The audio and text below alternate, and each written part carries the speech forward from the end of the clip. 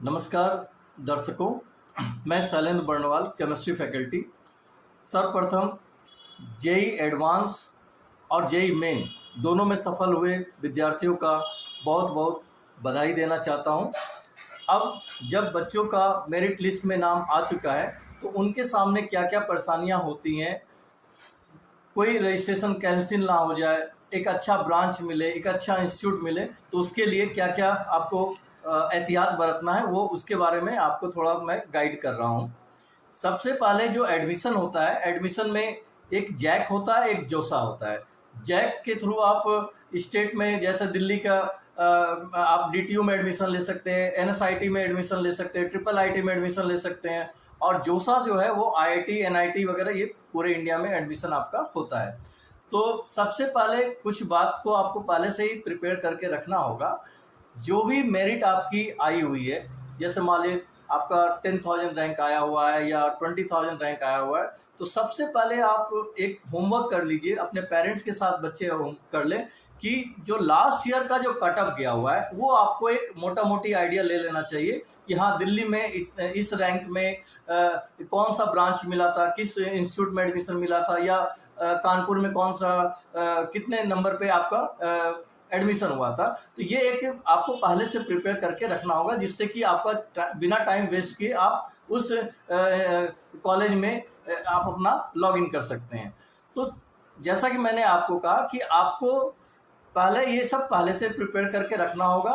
अब इसमें देखिए, जब काउंसलिंग का समय आता है तो उसमें आपको पूरा डेट का, एक एक डेट का आपको ध्यान में रखना होगा कि किस दिन आपको काउंसलिंग में जाके आपको आपका जो है रजिस्ट्रेशन करना है, उसमें चॉइस फिलिंग का डेट कौन सा है, चॉइस लॉकिंग का डेट कौन सा है।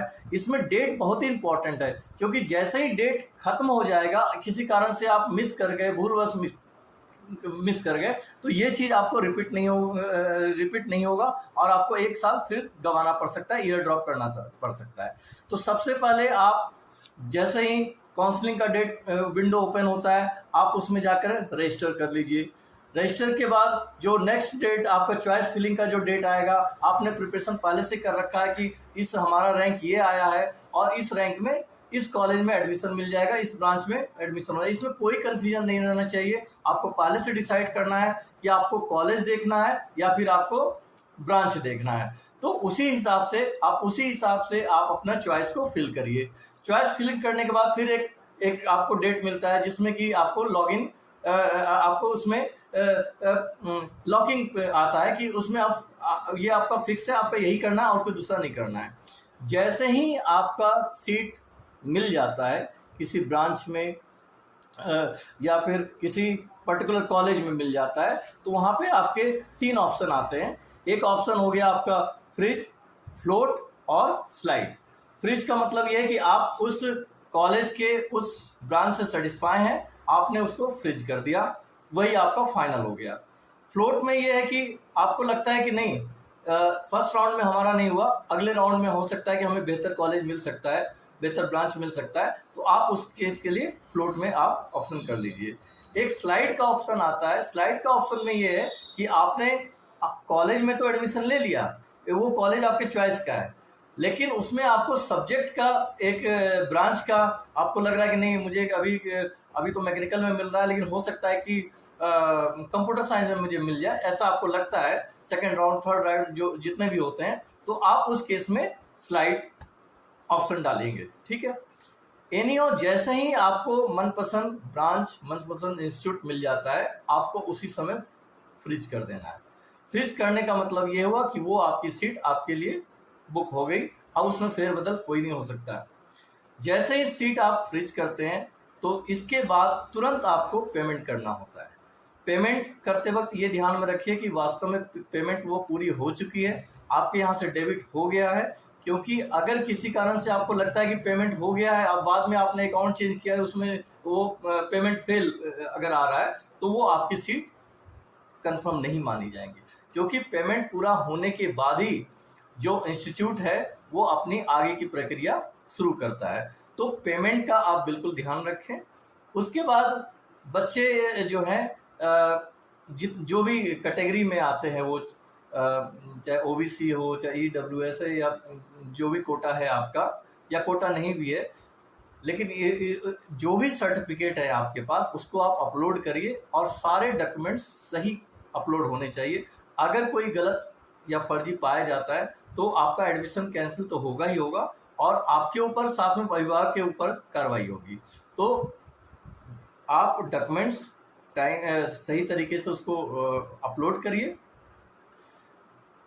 एक चीज़ और ध्यान में रखना है कि जो मोबाइल नंबर आप रजिस्टर्ड किए हैं उस मोबाइल को अपने साथ में रहिए, क्योंकि कोई भी चेंज करना होता है तो वो OTP उसी पे ही आएगा।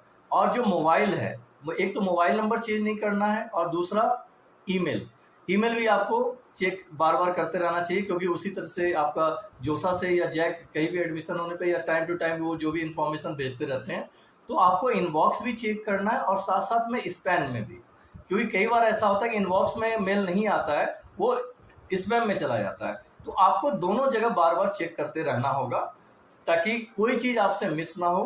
तो हमने आपको ये बताया, इसमें छात्रों के साथ साथ अभिभावक को भी ध्यान में रखना है कि पहला तो जैसे ही उनकी सीट फ्रीज हो जाती है उसको आप उसके बाद तुरंत आप सीट फ्रीज करने के बाद पेमेंट करिए। पेमेंट को सुनिश्चित करिए कि ये पेमेंट हो गया है। दूसरी बात है, जो भी डॉक्यूमेंट्स आप अपलोड होना चाहिए करते हैं वो बिल्कुल वेरीफाइड होना चाहिए, वो ऑनलाइन ही होगा।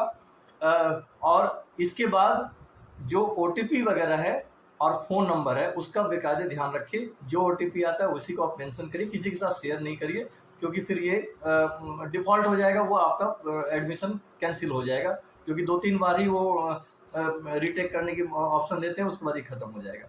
इन्हीं सब चीज़ों का ध्यान रखिए और उम्मीद करते हैं कि हर बच्चों को अपना मनपसंद कॉलेज मिलेगा, मनपसंद ब्रांच मिलेगा, जिससे कि वो अच्छे से पढ़ाई करके अपने जीवन में और तरक्की कर सके। धन्यवाद। शैलेंद्र बर्णवाल बहुत बहुत शुभकामनाओं के साथ केमिस्ट्री ट्यूटोरियल से।